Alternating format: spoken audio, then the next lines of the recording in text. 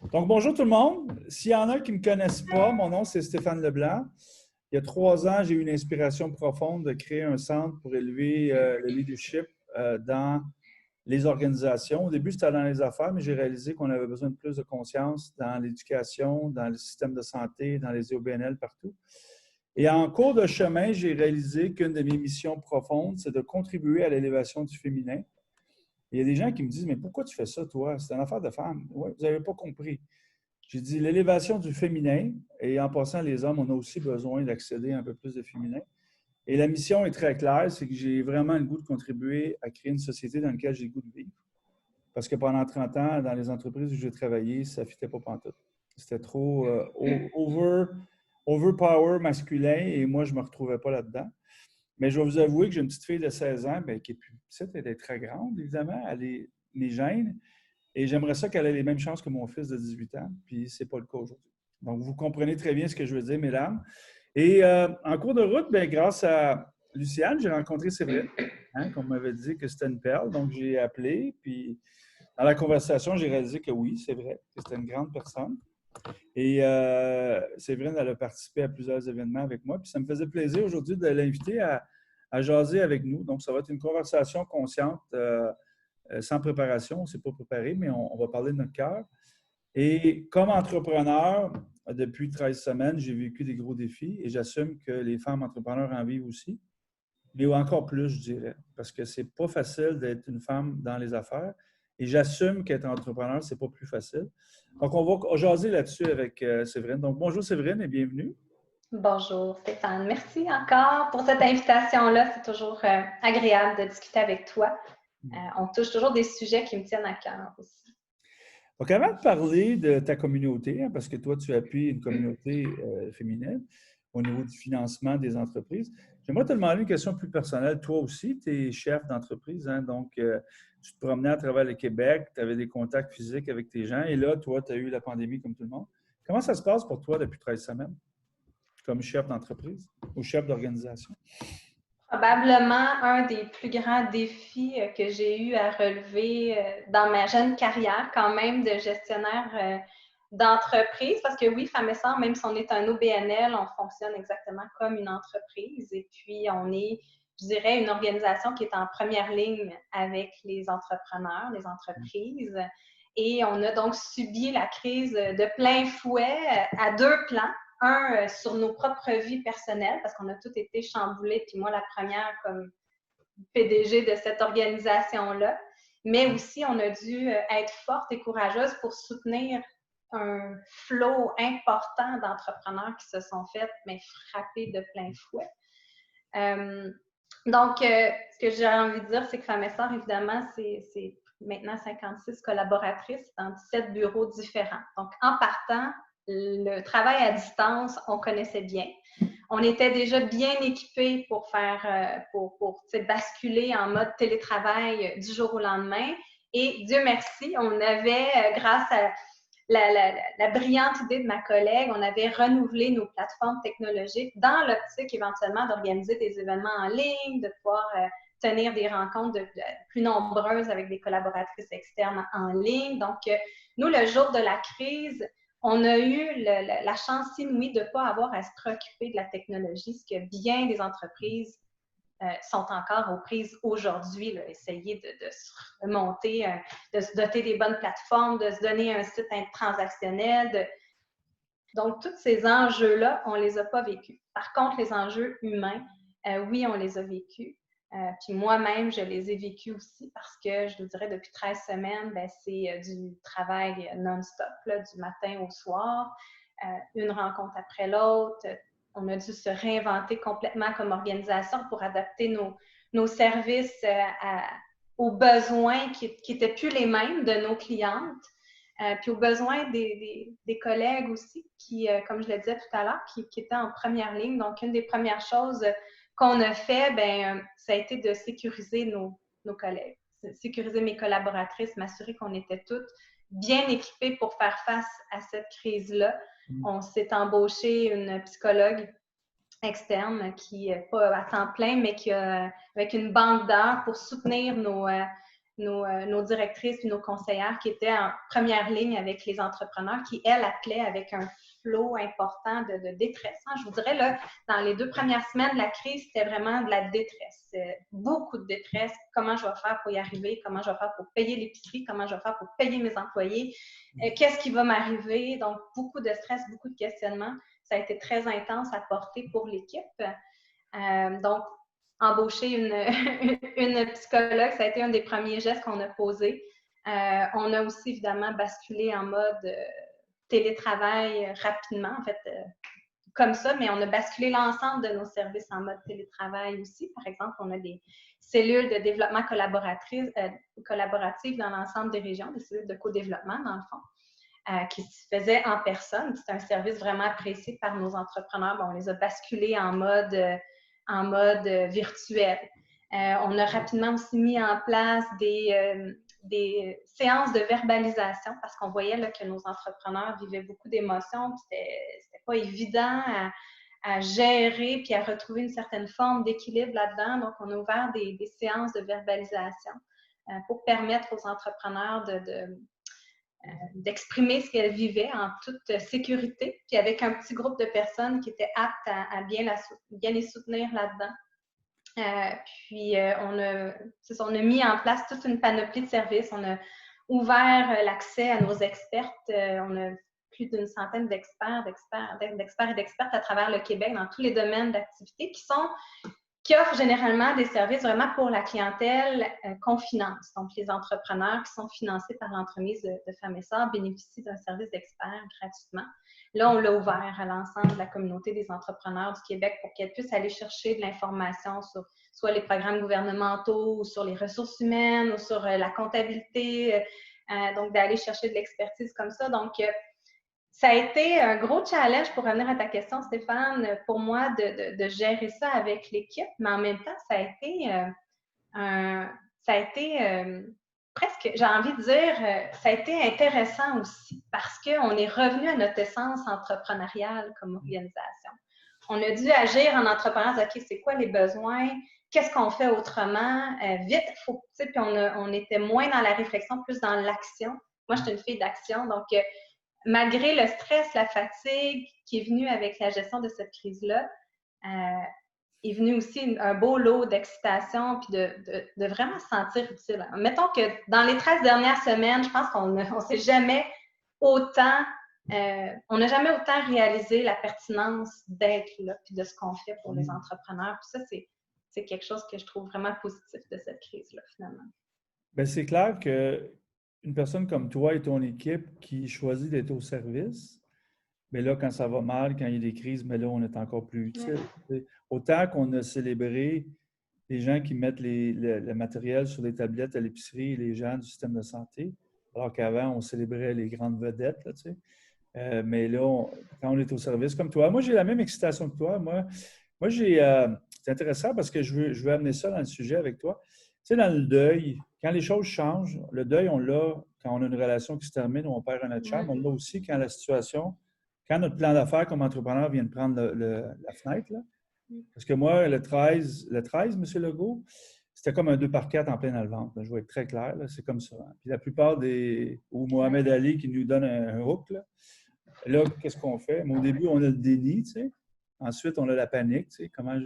Puis ensuite, à la fin, on arrive dans l'acceptation et la reconstruction. Et peut-être qu'après 13 semaines, les entrepreneurs que tu appuies sont peut-être rendus là. Tu sais. Absolument, oui. Mais j'aimerais peut-être explorer, tu sais, puis démystifier, parce que je suis peut-être le seul homme sur la ligne, mais moi, j'ai une perception que l'entrepreneuriat féminin est très différent de l'entrepreneuriat masculin dans certaines choses. Et peut-être que, parce que tu disais, tu es une fille d'action, puis moi, j'ai une perception que les hommes ont fait trop d'actions trop vite sans penser. Puis des fois, les femmes, ceux que je coach, bien, ils pourraient peut-être prendre des actions plus vite. Tu sais. Comment ça s'est passé dans la crise? Puis quels sont les plus gros défis, peut-être avec le COVID ou en général, des entrepreneurs, mais aussi les belles opportunités que le COVID a peut-être données? Parce que des fois, il y en a aussi. Hein? Tout à fait. Bien, écoute, la première chose, je pense que puis on a eu l'occasion, chez Femmes et Sœurs, de mener un sondage auprès de 1080 femmes entrepreneurs à travers le Québec. pour vraiment aller chercher le pouls. Qu'est-ce qu'elle vivait exactement, puis comment elle vivait la situation. Puis ce qu'on a appris, c'est que, bien évidemment, on le savait, là, elles sont durement touchées là, par la situation, comme tous les entrepreneurs du Québec, mais elles font preuve aussi d'une grande résilience. Ça, c'est la première chose que le sondage nous a appris. Elles sont affectées là, au point de dire qu'il y a une entreprise sur 5 qui considère ne pas être en mesure de se relever de cette crise-là. Ouais. Mais malgré tout, dans la majorité des cas, les femmes gardent le cap et gardent confiance et trouvent des solutions. Elles sont actives dans le pivot de leur entreprise.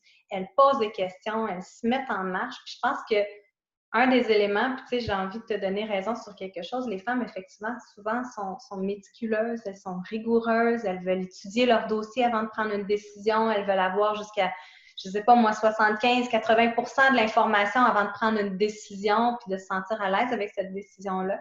La crise vient bouleverser ça. Puis les femmes ont dû se retrouver à dire, ben je vais bon, évidemment, on peut le penser après coup, là, quand on est dans l'action, on s'en rend pas compte, mais de prendre des décisions avec des fois juste 50% ou 60% de la bonne information, mais on n'a pas le choix, il faut y aller. Je pense que c'est un bel apprentissage que certaines femmes peuvent faire, de dire, ben je l'ai fait pendant la crise, puis regarde, finalement, ça a été des bonnes décisions, puis ça m'a permis d'aller de l'avant plus vite, puis de mettre en place plus vite des solutions. Donc, je pense que la crise est aussi un synonyme d'apprentissage pour plusieurs entrepreneurs. Et certaines, quand même, ont vu des opportunités. En fait, 18% des entreprises qu'on a sondées sont en mode accélération depuis le début de la crise, soit parce que leur service ou leur produit répondait à un besoin créé par cette crise-là, mais dans d'autres circonstances, c'est qu'elles ont elles-mêmes fait pivoter leur modèle d'affaires pour justement aller saisir les opportunités de cette crise-là. On en a une qui est une designer de vêtements qui a finalement qui a commencé à faire des masques, qui l'a fait homologuer par Santé Canada. Une autre qui faisait des produits pour contrer les odeurs des animaux, par exemple, et des désinfectants pour les vétérinaires, qui a transformé ça en désinfectant pour les mains dans le cadre de la crise. Bon, il y en a qui c'est des services plus alimentaires qui ont pu finalement faire, qui ont vu leur vente augmenter avec la crise. Donc, elles ont vu, pour certaines d'entre elles, des opportunités. Par contre, il ne faut pas se le cacher, c'est pas facile pour tout le monde de trouver des opportunités comme ça. Je peux très bien comprendre que pour une personne qui fait du soin à la personne, par exemple, il n'y a peut-être pas 50 millions de façons d'inventer un nouveau modèle d'affaires. Les propriétaires de gym, c'est difficile. Les gens du secteur touristique, la restauration, c'est difficile. Il y en a qui ont réussi à trouver des solutions pour au moins garder, survivre, là, je dirais, puis garder une certaine forme de revenu. Mais je sais que pour certaines, c'est difficile. Par contre, ce que j'ai envie de dire, c'est que c'est temporaire, cette crise-là. Ce qui est important, c'est de garder la tête hors de l'eau le plus longtemps possible, mais tout en se préparant pour la reprise, parce que les vraies opportunités, elles s'en viennent encore plus dans la reprise économique. Ça, j'en suis vraiment persuadée. Oui, l'histoire dit qu'après les crises, il y a eu le baby boom, dont certains... Oui. Oui, et ça se peut que des fois que les gens choisissent des choses différentes, parce que moi, comme coach, j'ai vu les gens aller plus à l'intérieur, hein, parce qu'on travaille aussi fort, c'est vrai, mais on n'a peut-être pas de voyagement, donc on a un petit peu plus de temps des fois personnel. Ça nous permet, et des fois on est confronté aussi, moi, j'ai jamais passé 13 semaines avec les 3 autres membres de ma famille en même temps. C'était maximum 2 semaines à la fois. Là, on s'est déclenché une couple de fois, tu sais, solide. Et c'est pas de poser une question. Tu connais mes vues, Séverine, et les gens qui ne me connaissent pas vont l'apprendre. Moi, je crois fondamentalement que l'entrepreneurship transforme la société parce que les gens qui créent des entreprises sont propriétaires. Ils ont eu un rêve et ils ont eu le courage de le poursuivre. Et moi, je suis entrepreneur depuis 3 ans. J'ai tout mis ce que j'avais économisé pendant 30 ans. Donc, je sais c'est quoi, tu sais, emprunter sur sa carte de crédit pour faire le payroll ou payer le fournisseur. Mais en même temps, j'ai une conviction, Séverine, tu sais, que l'entrepreneur féminin, comme le leadership féminin, est transformationnel. Parce que, en général, les femmes qui se laissent le droit d'être femmes et qui ne s'obligent pas à être comme des gars, ils font les affaires de façon différente. très différentes.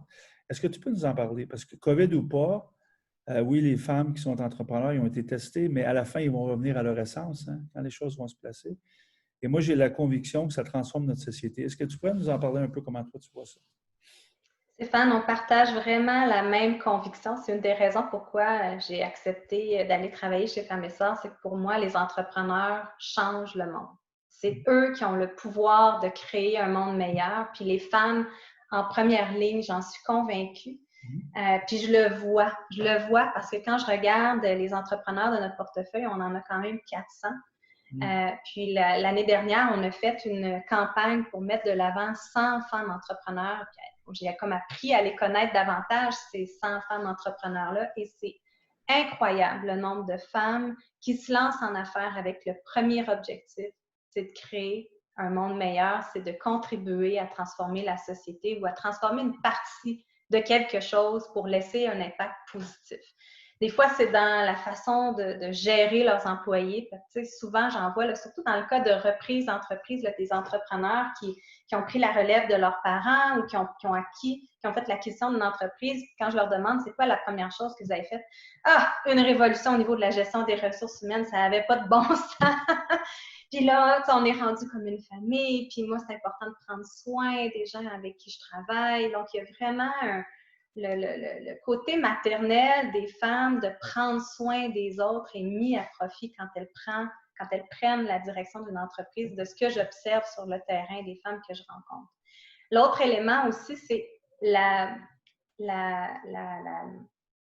motivation financière des femmes. Donc, la motivation de se partir en affaires pour faire de l'argent est beaucoup moins forte du côté des femmes. Puis ça, c'est prouvé statistiquement. Là, on parle de 2% des femmes qui partent en affaires pour faire de l'argent, alors que c'est 19% du côté des hommes pour qui la première raison de se partir en affaires, c'est de faire de l'argent. Mais ça se traduit en gestes concrets quand elles prennent le leadership d'une entreprise ou quand elles se lancent en affaires. Ça veut dire que quand elles regardent le bénéfice à la fin de l'année, elles ne font pas juste regarder le bénéfice financier de l'entreprise. Elles regardent aussi c'est quoi l'impact qu'elles ont eu au plan social, au plan environnemental. Donc, c'est très commun pour moi de rencontrer des femmes entrepreneurs qui ont mis sur pied des modèles d'affaires hyper innovateurs pour justement générer non seulement une valeur économique avec leur entreprise, mais aussi une valeur sociale et environnementale. Puis je pense que la crise actuelle nous fait réaliser à quel point on ne peut pas continuer à fonctionner dans une économie comme elle fonctionne présentement. Tout a été mis sur pause, puis qu'est-ce qu'on voit? Ah, les poissons réapparaissent dans notre fleuve, les baleines. La pollution diminue. Les gens retrouvent du temps en famille. Ça nous fait remarquer à quel point notre modèle actuel ne peut pas continuer d'évoluer de cette façon-là. Puis dans notre sondage, justement, on a demandé aux femmes, c'est quoi pour elles les priorités d'une relance économique? Et une des 5 grandes priorités, ça a été de dire, il faut revoir le modèle global de notre économie pour y intégrer davantage des éléments de développement durable, puis aussi davantage d'éléments de conciliation travail-famille. Puis ça, c'est un autre aspect. Les femmes partent en affaires pour changer le monde, créer un monde meilleur, mais elles partent aussi en affaires souvent pour essayer d'avoir un meilleur équilibre entre la vie de famille puis la façon de faire des affaires. Donc, Stéphane, on partage la même conviction, puis c'est ce qui fait que je suis tant passionnée par ce qu'on fait chez Femmes et Sœurs, parce que notre raison d'être à nous, notre mission profonde, pourquoi on existe ultimement, oui, on veut contribuer à créer plus d'entreprises à propriété féminine au Québec, parce que c'est là où est le pouvoir, mais on le fait aussi parce qu'on a la conviction qu'en aidant les femmes à devenir propriétaire d'entreprise, indirectement, on aide la société à devenir plus juste, plus équitable, plus verte, plus inclusive. Donc, on a vraiment le sentiment de contribuer au bien commun. Je pense que c'est important d'avoir ce sentiment-là aujourd'hui en 2020. Tu définis très bien pourquoi moi, je suis si engagé à contribuer à l'élévation du féminin, parce que sais, j'ai vécu dans un monde d'hommes toute ma vie, dans l'aviation, entre autres, un monde de guerriers, tu sais, où... et à un moment donné, je me dis, comment j'ai réussi? C'est comme si j'étais allé à la guerre, tu sais. J'ai encore des fois des symptômes post-traumatiques, tu sais, et, et j'ai vu des femmes dans ce milieu-là qu'on les forçait à être des hommes. Et là, je voyais une dualité. J'étais à peu près sûr que dans leur vie personnelle, ils étaient différents. Et je me dis, c'est pas ça qu'on a besoin. On va pas nommer une femme pour ensuite la forcer, juste pour avoir un chiffre, là, et ensuite la forcer à être un homme. Ça ne marchait pas, tu sais. Une des choses, il y a une femme qui a écrit tantôt la bienveillance, tu sais, quand tu parlais dans le chat. Moi, ce que je vois dans beaucoup de femmes, c'est une gestion plus holistique, tu sais. On regarde l'entièreté des Oui, composantes. Donc, oui, il faut la profitabilité comme entrepreneur parce que ça prend la... on n'a pas le choix. faut C'est la base. faut se soutenir, il faut payer les comptes, il faut ci, il faut ça. Mais je sens un meilleur équilibre, tu sais, le bien-être des employés, tout ça, naturellement. Mais j'imagine comme entrepreneur, il y a quand même des forces. Hein, tu sais, des fois, la croissance. Tu sais, tu parlais, moi, j'ai acheté des masques d'une entreprise qui fait des vêtements pour bébés, je crois. Et maintenant, je me dis, cette femme-là, elle doit avoir eu des commandes là, de fou, là, tu sais. Et comment on peut encourager? Parce qu'à un moment donné, quand l'opportunité du gain est là, comme entrepreneur, là, tu dis, OK, il y a le jackpot, est-ce que je vais arrêter? Comment qu'on gère ça? Tu sais? Parce que j'imagine que les femmes aussi, des fois, sont tentées par le succès, tu sais, plus rapidement. Puis Hein? j'espère bien, il faut. Ouais, mais des Parce que, fois, ça nous tu amène sais, à faire l'équilibre, tu sais, temporairement, tu sais. oui. Puis plus les femmes vont avoir du succès au plan économique, plus elles vont avoir les moyens de changer des choses autour d'elles. Puis c'est mon amie Danielle Henkel, une entrepreneure que tout le monde admire beaucoup, qui a souvent répété dans ses conférences que l'argent, c'est un outil. C'est un outil pour changer le monde. Puis plus tu en as, plus tu as de pouvoir de changer les choses. Donc, il faut aussi arrêter faut pas se sentir coupable d'en faire, puis il faut viser à en faire. Il y a une différence entre viser que de faire de l'argent et viser d'avoir une saine rentabilité financière tout en ayant un impact positif sur l'environnement et la communauté. Mais là, j'ai perdu ta question, Non, mais Stéphane. c'est correct parce qu'on parlait de. Moi, dans le fond, je me disais, tu sais, des fois, on a, comme entrepreneur, on a, OK, il y a une opportunité, puis là, temporairement, on va se déstabiliser. On n'aura plus Oui, les.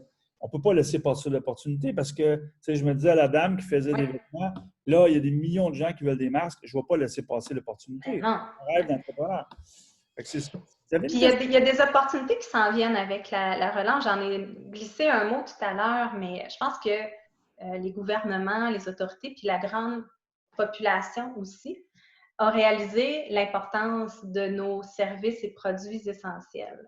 Ce qui était essentiel avant, c'est plus ce que c'est aujourd'hui. Ce qui est essentiel aujourd'hui, c'est de pouvoir avoir accès à des bons aliments de proximité, d'avoir des commerces de proximité. Je pense qu'il n'y a jamais eu une aussi belle grande conscience de l'importance de l'achat local. Mais pour acheter local, ça prend aussi une production locale. Donc, si on réussit, puis que le gouvernement continue dans cette voie-là de bâtir une relance économique qui mise sur la production locale, l'achat local, le renforcement des chaînes d'approvisionnement puis de production dans les produits et services essentiels, les femmes ont définitivement des opportunités parce qu'elles sont déjà là. Les femmes entreprennent massivement dans le commerce de détail, dans les services, et pendant longtemps, on les a un peu pointés du doigt en disant, ben c'est pour ça que vous n'avez pas des prêts financés facilement à la banque, parce que les banques jugent que c'est un peu plus, que c'est plus risqué de se lancer en affaires dans le domaine du commerce de détail. Puis c'est vrai, il y a quand même un taux de fermeture élevé dans le commerce de détail, mais je pense que de par leur position qu'elles ont déjà dans le marché, il y a des opportunités qui s'en viennent. Puis moi, je vois vraiment de la place pour elles dans la reconstruction de notre économie au niveau de tout le rôle qu'elles peuvent jouer dans la production et le commerce local. Puis ça, il faut être fier, je pense, de ce tissu-là économique qu'on a bâti à travers les années. Puis maintenant, il faut juste s'assurer de continuer à bien soutenir ces secteurs-là parce qu'ils sont quand même très touchés par la crise. Mais quand la reprise va arriver, puis j'espère qu'on va continuer à être aussi solidaires, les Québécois, puis de continuer à encourager nos entreprises locales. Ça, je pense que c'est essentiel. Il y a quelqu'un qui m'a parlé d'un défi avec les femmes entrepreneurs, c'est peut-être toi, qu'elles sont beaucoup plus résistantes à prendre des risques au niveau d'aller emprunter, justement. Tu sais, que ça pourrait peut-être limiter leur croissance. Tu sais. Et toi, tu es dans la business d'aider. Tu investis, tu fais Oui. des prêts. Est-ce que c'est vrai et comment qu'on peut aider les femmes à surpasser ce blocage-là, si c'est vrai? Là? C'est vrai, c'est vrai. Puis d'ailleurs, la semaine dernière, la Fondation de l'entrepreneurship a lancé son indice entrepreneurial annuel, là, qui fait un peu le suivi d'intention d'entreprendre au Québec. Puis il y avait une loupe qui était portée sur l'entrepreneuriat par génération. Puis ce qu'on voyait, c'est que les jeunes entrepreneurs, même ceux de la nouvelle génération, puis ceux qui se lancent massivement en affaires, les 35 ans et moins, il y avait une différence marquée entre les jeunes femmes et les jeunes hommes quant à la façon dont ils investissaient dans leur entreprise. Donc, les jeunes femmes, beaucoup plus enclines à investir leurs propres économies personnelles et beaucoup moins enclines à aller voir la banque ou des investisseurs privés ou des organisations de financement comme Femmes et Sœurs ou comme les CLD ou les autres organismes de l'écosystème. Pourquoi c'est pas une bonne idée? C'est que avoir une entreprise, c'est pas un long fleuve tranquille. Puis d'avoir un coussin dans nos propres économies, bien, ça nous permet comme individus de garder une bonne cote de crédit, de garder un bon dossier financier à nous-mêmes. Moi, je dis toujours, c'est mieux d'aller emprunter de l'argent quand on en a que d'aller emprunter de l'argent quand on n'en a pas. Puis malheureusement, bien, beaucoup d'organisations, puis la majorité des banques, prêtent en fonction d'un dossier de crédit, d'une cote de crédit. Puis si on a tout investi nos avoirs, on a tout investi notre argent, bien, notre cote de crédit peut en souffrir à un moment donné. Et donc, c'est dans ce sens-là où ça peut nuire aussi à la croissance de l'entreprise. Oui, tu sais, il y a des gens qui commandent dans le chat, mais c'est important. Je pense que les femmes savent très bien gérer. Donc, qu'elles utilisent cette gestion minutieuse des avoirs, de l'argent, mais pour gérer l'argent des autres, pas leur propre argent. Ça va vraiment aider. Ça, c'est sûr et certain. Puis, on ne se le cache pas, souvent, bien, les banques ont un peu plus de moyens que notre propre compte de banque, ce qui peut nous permettre de faire avancer plus vite certains projets de croissance d'entreprise ou certains projets d'optimisation. Tu sais, la crise a vraiment, je pense, allumé chez beaucoup de femmes. C'est vraiment ressorti à travers notre sondage l'importance du numérique, l'importance d'être branché, d'être en ligne, d'avoir un site web, d'avoir un site transactionnel. Puis celles qui n'étaient pas prêtes à ça, bien, elles ont plus souffert de la crise. Alors, j'espère, puis on le voit, là, la majorité sont très enclines à dire, bien, moi, je veux être accompagnée, puis j'ai besoin d'aide pour faire mon virage numérique, accélérer ce virage numérique-là. Bien, oui, je pense que c'est important de le faire pour prévenir dans d'autres crises ou même juste pour s'adapter à ce que c'est aujourd'hui. Je pense qu'après la crise, les gens vont peut-être plus consommer de la même façon qu'avant. Donc, tout ça pour dire, Stéphane, que faire un virage numérique, ça coûte des sous, qu'il y a des limites à nos avoirs personnels pour faire ce genre de virage-là. Il ne faut pas avoir peur d'aller s'entourer de bons partenaires financiers à condition de bien gérer cet argent-là.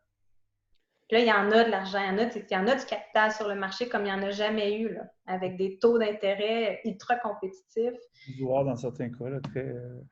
Laisse-moi te poser une question. On partage la même ambition de transformer notre société, entre autres par l'entrepreneuriat féminin. Si tu avais une baguette magique, toi, avec ton organisation, avec les moyens que tu as, tu contribues à ta façon. Mais tu sais, chacun de nous a un certain impact. L'écosystème que tu appelles est gros. Il y a beaucoup, beaucoup de. Si tu avais une baguette magique, et là, je ne veux pas que tu te lances en politique, là, mais qu'est-ce que tu changerais dans notre système ou dans notre façon d'être, par exemple, au Québec, pour qu'on contribue encore plus à l'évolution de l'entrepreneuriat féminin? Qu'est-ce qu'on pourrait faire, pas juste toi, là, comme société, là, si tu avais une baguette magique? Je pense qu'il faut vraiment que l'ensemble des acteurs de la société, et pas juste femmes et sœurs, mettent des lunettes genrées un peu plus, mettre des lunettes d'inclusion un peu plus et que ça devienne un réflexe constant de dire, bien, la décision que je suis en train de prendre là, ou l'action que je suis en train de mettre en place là, quel impact ça va avoir sur les femmes autour de moi, que ce soit des employés, que ce soit nos clientes.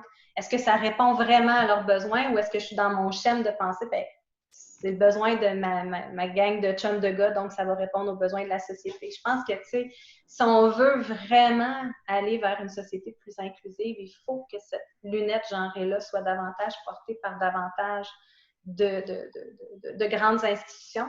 Et la même chose pour le développement durable. On ne peut plus se permettre d'attendre et de remettre à demain des décisions qui auraient dû être prises il y a 20 ans. En lien avec les changements climatiques, en lien avec le développement durable. Donc, toutes les décisions de tout acteur qui est en situation de pouvoir ou de gestion ou d'entrepreneur, y compris, là, il faut toujours se poser la question, c'est quoi l'impact de cette décision-là? Oui, sur la rentabilité de mon entreprise ou sur la rentabilité de mes actionnaires ou whatever, mais sur l'environnement. Qu'est-ce que ça va avoir comme impact demain? Parce que si on veut tous être là puis pouvoir offrir une vraie société à nos enfants, on peut pas pelleter ça dans la cour de nos enfants. Là. Ils n'en auront pas d'avenir, eux autres, si ces lunettes-là ne sont pas portées dès maintenant. Puis pour moi, ces deux éléments-là, l'inclusion et le développement durable, ça va ensemble. Tu ne peux pas faire un sans l'autre. Tu ne peux pas faire une société durable avec juste la moitié de la population qui se développe à son plein potentiel. Puis tu ne peux pas avoir une société totalement inclusive, mais qui se préoccupe pas de l'impact sur l'environnement et sur le futur. Je vais juste te dire, on s'amuse là, avec un discours aussi inspirant, tu es prête à aller en politique parce que c'est le cœur. Toi et moi, on n'en a jamais parlé, mais je vais t'informer en même temps que les autres. Le Barrett Value Center, qui fait l'évaluation des valeurs à travers le monde, a déclaré que le Canada, on est 8e le pays le plus conscient au monde. Devant nous, il y a 7 pays, la Scandinavie, l'Islande, la Nouvelle-Zélande. 3 des 7 pays sont dirigés par des femmes. 4 parce qu'il y a la Norvège aussi, je pense. Mais la raison qu'on n'est pas plus haut, c'est parce qu'on est 18e pour l'équité des genres. Et on est 25e pour l'environnement. Et M. Barrett, il dit, mais les deux sont reliés, exactement comme tu as dit. Le fait qu'on est 25e en environnement, c'est parce qu'on est 18e au niveau des genres. Et le fait qu'on n'est pas plus élevé en conscience, c'est parce qu'on n'a pas plus de place pour le féminin. Fait que c'est la clé du succès. Moi, c'est pour ça que je travaille, tu sais. Et j'aimerais ça que le Canada, qui est quand même assez gros, là, tu sais, la Nouvelle-Zélande, la dame, a fait les journaux parce qu'elle a fait des choses différentes. Hein? Tu sais, elle a un grand âge, là. Elle a même mis un indice de bien-être. Avec un gros sourire, je pense que tu es d'accord.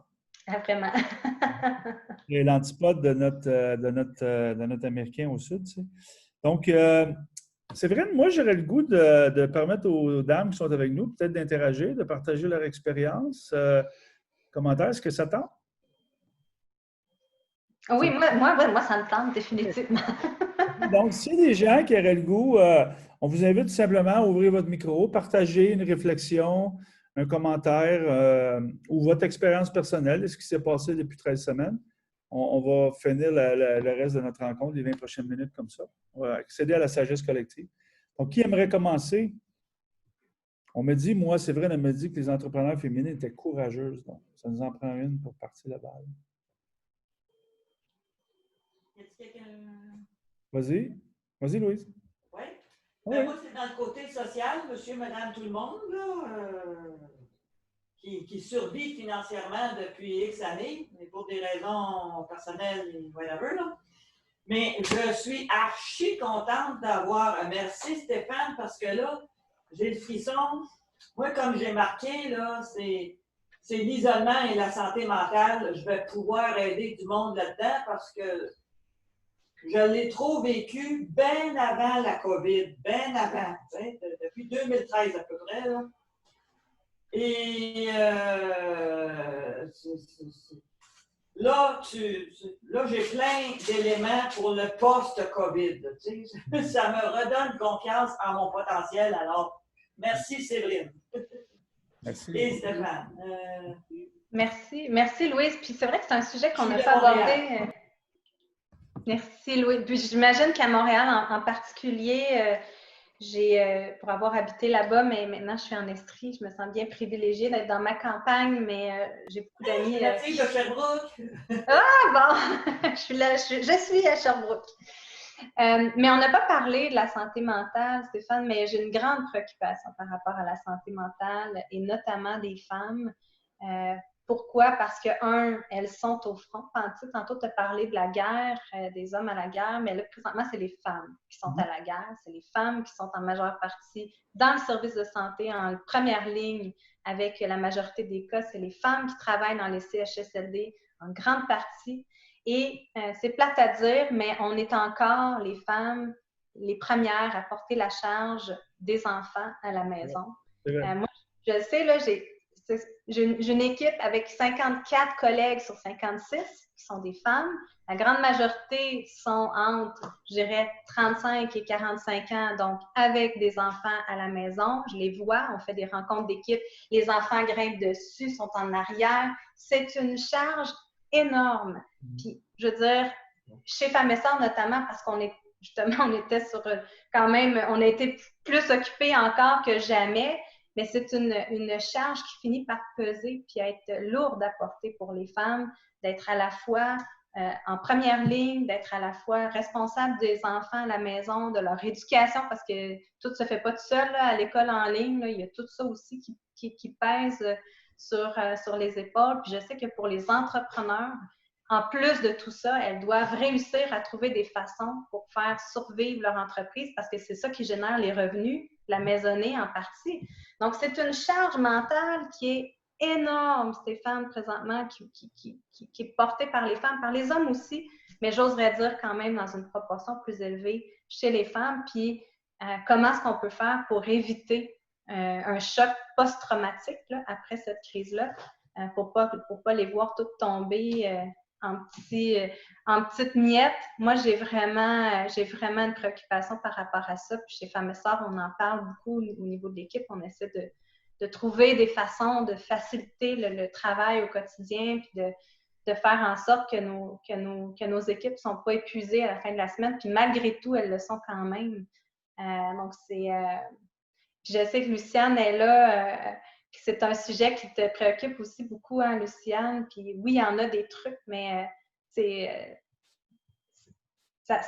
moi, en tout cas, c'est quelque chose qui me préoccupe. Je n'ai pas nécessairement de solution là, par rapport à ça, mais autre que dire, faites attention à vous, mesdames. Prenez soin de vous parce que vous ne pouvez pas prendre soin ni de vos enfants, ni de votre entreprise, ni de vos parents si demain matin, vous n'avez plus la force de rien faire.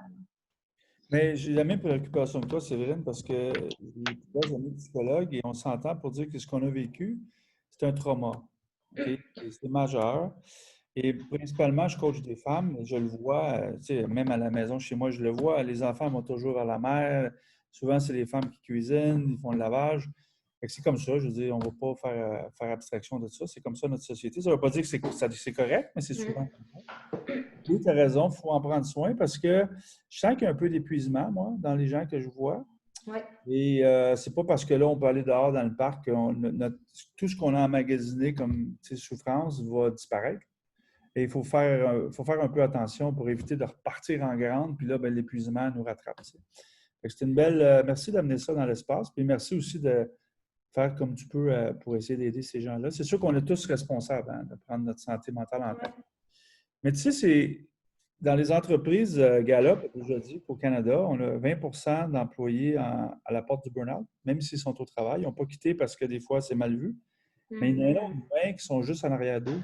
On a à peu près 40 avant la crise d'employés qui sont peut-être en burn-out chronique. Tu sais. C'est ça la société qui ne marche pas. Là, Ouais. Et ça se traduit par des jeunes en bas de 12 ans qui ça a triplé les pensées suicidaires. Tu sais, c'est pas normal, hein, à 12 ans, de penser à tant de vie. Fait que, écoute, merci pour ce commentaire-là. Est-ce qu'il y a d'autres personnes qui aimeraient partager ou poser des questions? Ou... Moi, je veux bien. Vas-y. Pour rebondir un peu, bonjour, enchantée. Nous, on a fait, donc je suis entrepreneur et on a fait un pivot Covid-19 pour répondre aux enjeux de conciliation famille-travail pour une grande entreprise québécoise. Donc, je pense que tout le monde est bien conscient des enjeux actuellement. Et puis aujourd'hui, je regarde comment déployer ça ailleurs. Et j'ai eu un gros enjeu hier et j'avais cette discussion justement avec une des coachs de Femmes et Sœurs de comment est-ce qu'on crée l'innovation et on pousse des projets d'impact comme ça, qui sont récents, hein, parce que c'est des projets d'un mois forcément, puisque des projets Covid-19. Donc déjà, il faut se départir de son syndrome de l'imposteur, donc c'est la première partie. Mais surtout, aujourd'hui, je dois provoquer un changement et parler d'impact social tout en m'adressant finalement à des grands dirigeants qui ont besoin d'avoir un langage de gestionnaire, donc rentabilité, productivité, etc. Et en fait, un des grands enjeux que nous avons actuellement, c'est qu'on nous dit provoquer le changement et en même temps, adaptez-vous pour capter l'attention de ces grands dirigeants. Comment on trouve ce juste milieu en termes de discours et en termes de positionnement?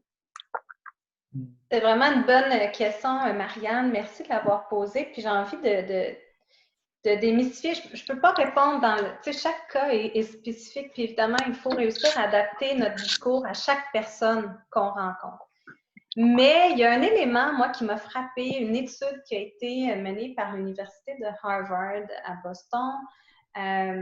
C'était à propos de la mission sociale des entreprises portée par des femmes. Est-ce que oui ou non, c'était une bonne chose de la mettre de l'avant quand on rencontre un investisseur privé? On est plus quand on demande un prêt ou quand on demande un investissement en capital action. Et cette étude-là a démontré que malheureusement, comme on le sait, là, à dossier égal, un dossier porté par une femme avait vraiment moins de chances d'être financé qu'un dossier porté par un homme. On parle du même dossier, on change le nom sur la feuille. Okay? Mais quand on ajoutait à ce dossier-là du côté de la femme la promotion de la mission sociale de l'entreprise, en plus de sa mission économique, et qu'on mettait de l'avant l'impact positif que l'entreprise avait du point de vue social ou environnemental, peu importe là où se situe son impact, les deux arrivaient à égalité. Donc, ce que ça veut dire, c'est que pour les femmes, c'était une plus-value aux yeux des investisseurs d'être au courant de la mission sociale ou environnementale de cette entreprise-là. Donc, je pense qu'il faut, même si oui, des fois, il faut adapter notre langage pour parler financier, il ne faut pas se gêner de mettre de l'avant l'impact positif qu'a notre entreprise au niveau social, au niveau de ses employés ou au niveau environnemental. Et présentement, avec les changements qui s'opèrent dans notre économie, je pense que plus que jamais, ça va être non seulement bienvenu, mais même exigé de la part de certains partenaires et de la part de certains investisseurs. Vous connaissez peut-être les 17 grands objectifs de l'ONU en matière de développement durable. C'est les 17 objectifs pour sauver la planète. Il y a tout un mouvement d'investissement d'impact qui se crée à travers la planète et qui gagne en force. Puis il y a plusieurs de nos banques, même ici au Québec, qui ont signé des engagements avec l'ONU pour respecter certains des grands principes de ce développement durable-là. Et ce qui est regardé de plus en plus de la part des investisseurs qui s'inscrivent dans ce mouvement d'investissement d'impact-là, c'est quoi l'impact de l'entreprise au niveau économique, mais au niveau social, économique, et comment elle est gouvernée, l'entreprise. C'est quoi sa gouvernance? Est-ce que c'est une saine gouvernance? Comment c'est géré au niveau des employés également? Soyez prêts parce que moi, je pense que cette tendance-là va prendre de l'ampleur dans les prochains mois, dans les prochaines années. Si je prends l'exemple, chez nous, chez Femmes et Sœurs, on est en train de prendre ce virage-là. Et de plus en plus, notre analyse prend en compte les critères et notre accompagnement va amener aussi les femmes à se questionner et à inclure ces critères-là dans leur plan d'affaires, dans leur modèle d'affaires. Puis j'ai lu rapidement pendant que Micro-Entreprendre avait aussi cette volonté-là ou le faisait déjà. Donc, c'est déjà en marche. Puis pourquoi les investisseurs se questionnent là-dessus ou se préoccupent de ça? Détrompez-vous, là, c'est pas juste par bonne conscience, c'est que pour un avenir rapproché, puis avec tous les changements climatiques qui vont nous affecter, les entreprises, les grandes entreprises et les investisseurs vont chercher des partenaires, des entreprises qui vont être résilientes. Pour être résilientes, c'est pas juste au plan économique qu'il faut avoir de l'impact, c'est aussi sur les autres plans. La nouvelle génération d'affaires qui travaille dans les entreprises veut travailler dans les entreprises qui est responsable. Donc, pour attirer de la bonne main-d'œuvre, il faut être responsable, il faut avoir un impact positif. Donc, ce n'est que quelques exemples, mais ce que j'ai envie de vous dire, c'est vraiment de ne pas hésiter à mettre de l'avant cette mission-là. Puis si vous n'en avez pas ou vous ne le savez pas, mais je vous invite à prendre un temps de recul pour y réfléchir. Dans les grandes périodes de bouleversement, c'est aussi un bon moment pour prendre du recul et dire, c'est quoi ma mission de vie à moi? C'est quoi la mission ou la raison d'être profonde de mon entreprise? Puis idéalement, on veut que les deux soient alignés d'une certaine façon. Puis quand on est complètement aligné, bien, on retrouve une certaine... souvent, on retrouve une certaine énergie. Des fois qu'on avait peut-être perdu, on se souvient pourquoi, en fait, on met tous ces efforts-là. Puis des fois même, on dirait que c'est plus facile de mettre les efforts puis de continuer à aller de l'avant parce qu'on sait pourquoi on fait les choses. Puis de plus en plus, bien, de le communiquer, ça va être bien vu. Ça ne sera plus vu comme quelque chose de tarte aux pommes, là, comme ça l'a longtemps été. Je pense qu'on est en train de changer de discours, puis ça se change. Écoutez, ce matin, j'ai entendu une conférence de Monique Leroux qui dirige le grand comité de relance au niveau fédéral, et elle-même le disait. Notre économie doit changer pour incorporer davantage tous les éléments du développement durable. Moi, je vous invite à aller voir les 17 objectifs de l'ONU, puis questionnez-vous sur comment votre entreprise peut répondre à un de ces objectifs-là. Puis je suis convaincue que vous le faites déjà, vous ne savez peut-être juste pas. Bien, c'est reconnu. Je vais te partager après. C'est vrai, il y a une étude de Korn Ferry sur les CEO. Il y en a juste 5 hein. Aux États-Unis, sur les Fortune 500, c'est 32. Et il y a plus de CEO hommes qui s'appellent John qui dirigent les entreprises qu'il y a de femmes. Je ne savais pas. Ça va pas mais ce qui est surprenant, c'est qu'au Canada, c'est la même chose, c'est 5 Ouais. Comme Canadien, ça me surprend vraiment. Ce n'est pas aligné avec nos valeurs. Donc, on a un enjeu important. Ouais. Puis, mais l'étude a dit qu'une fois qu'ils ont eu le poste, pour avoir le poste, il fallait qu'ils fassent comme les hommes, qu'il y ait des postes opérationnels, qu'ils livrent des profits. Une fois qu'ils l'ont, ils font complètement différent. Ils changent le monde, ils créent une culture, ils demandent de l'aide. C'est ce qu'on s'attend des femmes. Et à la fin, ils obtiennent des meilleurs résultats. C'est ça à la fin. On est payé pour avoir des résultats. Exact. C'est que quand tu as dit résiliente, mais d'être consciente de faire les choses avec une mission, bien, à la fin, on va avoir des meilleurs résultats. C'est clair, tu sais. Fait que c'est intéressant. Mais je suis content que tu dises que Mme Leroux a parlé de ça. Il y a Mme Saint-Pierre qui a la main levée, ça fait un petit bout. J'aimerais vous laisser la chance de parler. Oui, bonjour Stéphane, bonjour Séverine. Bonjour. Merci beaucoup pour votre beau travail, votre prestation aujourd'hui est vraiment inspirante. Puis, écoute, Stéphane le sait, ça faisait un bout de temps que m'a levé, Séverine. Donc, ce que je voulais faire, c'était vous faire une invitation justement par rapport aux 17 objectifs de développement durable parce que tu as parlé d'un mouvement, mais Impact Hub et plusieurs autres partenaires, dont mon entreprise, SDG Capital, ont lancé un consortium qui s'appelle Accélérer 2030 pour le Québec. Puis pourquoi Accélérer 2030? C'est parce que les 17 objectifs de développement durable sont dans un cadre qui s'appelle l'Agenda 2030. Donc, avec les objectifs visent l'atteinte en 2030. Donc, 2030, c'est demain quand on regarde ça. Puis, je suis tout à fait d'accord avec l'appel à l'action de Séverine que les femmes regardent ces 17 objectifs-là et que, dans les faits, elles le font déjà. Le problème de notre société, c'est que ça n'a pas été valorisé. Mm-hmm. Puis, on le voit. Les préposés aux bénéficiaires dans les CHSLD au Québec, leur travail n'était pas valorisé, pas bien valorisé. Puis là, on est à un moment où est-ce qu'on doit prendre avantage de cette crise-là. Donc, moi, je vous fais une invitation. Séverine et Stéphane, je vais vous envoyer l'information que vous pourrez ensuite de ça diffuser. Mais je crois que le Québec est vraiment un endroit où nous sommes bien positionnés. Puis, c'est clair que quand on compare à l'intérieur du Canada, je pense que nos avantages comme l'hydroélectricité par rapport à l'environnement ne ressort pas. Tellement. Alors que si on se regarde juste comme société, on est une société beaucoup plus ouverte et beaucoup plus qui partage beaucoup mieux entre ses citoyens. Donc, je crois que c'est excitant. Puis je vous remercie encore. Puis je vous enverrai le lien pour que vous puissiez ensuite de ça joindre le mouvement, en fait. Ça m'intéresse vraiment. Merci. Oui, puis moi aussi, je suis dans les cantons de l'Est, Séverine. Oh, mon Dieu! Oui. Bon, mais la prochaine fois qu'on va se voir, ce sera dans un petit café pas loin de la rue Wellington. Oui. Bien, merci. C'est intéressant ce que tu dis. Ton prénom, Mme Saint-Pierre, je t'appelle Madame. C'est Nathalie, je pense. Nathalie? Oui, Nathalie, oui. Donc, oui, ça fait longtemps que moi, ma mission à moi, c'est de trouver l'octroi de capital patient pour les projets d'impact, donc des projets alignés aux 17 objectifs de développement durable.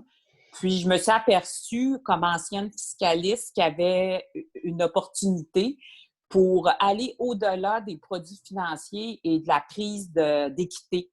Donc, puis c'est là-dessus que je travaille. D'ailleurs, je travaille présentement avec l'Université Bishop cet été dans un programme particulier pour être certaine de pouvoir avoir du succès avec mon entreprise. Merci. Génial. C'est intéressant que tu parles d'hydroélectricité. Au Québec, on produit 40 de l'électricité de tout le Canada. Et tu sais, on aurait la chance, à cause de l'électricité qui est verte, de faire comme en Norvège, où il y a 40 de voitures électriques. La Norvège est dirigée par une femme. Et en Norvège, ben, c'est parce qu'il y a des crédits d'impôt et tu ne payes pas de taxe quand tu achètes une voiture électrique. Si tu achètes une voiture à gaz, tu payes la taxe, 15 Mais au lieu de ça, puis moi, je ne suis pas un politicien, Séverine, fait que je dois dire ce que je pense, on met un quart de milliard dans le cercle du soleil. Tu sais. Arrêtez, là, tu sais. Prenons ces projets-là et faisons des choses qui vont contribuer à notre économie. Tu sais. Puis là, c'est une opinion personnelle, Séverine. Je pense que c'est valide ce que tu dis, puis c'est pour ça qu'il faut se mettre derrière un cadre qui mesure l'impact. Oui, puis avec transparence, puis avec un langage commun. Puis c'est ce que les 17 objectifs de développement durable et l'agenda 2030 nous permettraient de faire collectivement les Québécois. Puis c'est notre proposition pour le consortium accéléré 2030 pour le Québec, que nous mettions nos efforts pour faire tout ce que nous faisons au mieux. Donc, il y a de la place, il y a tellement des grands enjeux qu'il y a de la place pour tous les projets entrepreneuriaux du Québec, mais de le faire avec un but commun pour une meilleure société. Merci. Séverine, je vais te l'envoyer par courriel, mais j'ai mis l'étude de Conferry sur le PDG dans le chat pour les gens qui sont avec nous. Et il reste 2 minutes, Séverine, j'aimerais te laisser les mots de la fin. Est-ce que tu aurais quelque chose que tu aimerais dire pour conclure notre rencontre? J'aimerais tout simplement vous remercier, en fait, d'avoir été là aujourd'hui. Puis ce que ça me fait à moi, c'est d'avoir vraiment l'impression d'avoir toute une communauté qui est mobilisée pour un même grand objectif, finalement. Puis je pense que si on travaille tout ensemble, on peut vraiment accélérer 2030, comme dirait Nathalie. Ça m'a beaucoup interpellée, cet horizon-là. Femmes et Sœurs, on va continuer à travailler pour faire en sorte que les femmes prennent davantage leur place sur la scène entrepreneuriale, mais aussi que la scène entrepreneuriale soit plus inclusive pour l'ensemble de la diversité des visages qui composent notre société, et puis qu'elle soit aussi plus respectueuse de l'environnement puis de nos concitoyens. Donc, sur ça, ben moi, c'est ça. En fait, j'ai juste envie de vous dire que je repars remplie d'espoir en me disant, ben on est plusieurs là-dedans, puis on peut encore plus changer les choses si on travaille ensemble. Merci beaucoup. Merci Stéphane de nous avoir réunis ce midi. Ben moi, j'ai un secret. Tu sais, je crée des événements pour passer du temps avec les gens que j'ai envie de passer du temps. Tu sais. Fait que j'invite des gens comme toi, comme ça, il y a des gens qui t'aiment, qui viennent, puis je passe un bon moment. Merci beaucoup, Séverine, d'avoir parlé avec ton cœur et de tous les efforts que toi et ta communauté là, de Femmes et Sœurs font pour supporter l'entrepreneuriat. Et tu contribues, dans le fond, à créer la société dans laquelle je désire habiter un jour. Là. Et 2030, c'est pas si loin, tu sais. Il ne faudrait pas que ça soit plus loin parce que là, les dommages vont être trop profonds. Exact. Et merci à toutes les dames qui sont venues avec nous. Merci à ceux qui ont partagé et merci aux autres d'avoir été avec nous. Vous avez contribué à créer l'événement d'aujourd'hui. Moi, je vais vous envoyer le vidéo cet après-midi. Si vous voulez le partager dans votre communauté, ça va me faire plaisir de vous le partager. Merci beaucoup tout le monde. Et merci beaucoup tout le monde. Merci Stéphane. Au revoir Séverine, on se revoit par Facebook. Merci.